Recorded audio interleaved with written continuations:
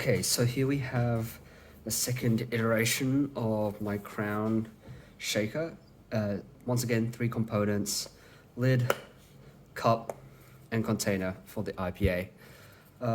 Now it's completely leak-proof. Before the previous iteration, when you shook the container, you'd get some IPA leakage, but I've changed that so that now everything is screwed in. So now I've tested it. It does not leak IPA when you shake it. So once again, very simple. We have a perforated cup, right? Put your crowns in there. Really important. Now this will screw on like so, all right? And now, very easy, this will be filled up maybe halfway with IPA. And now you'd screw that in nice and tight.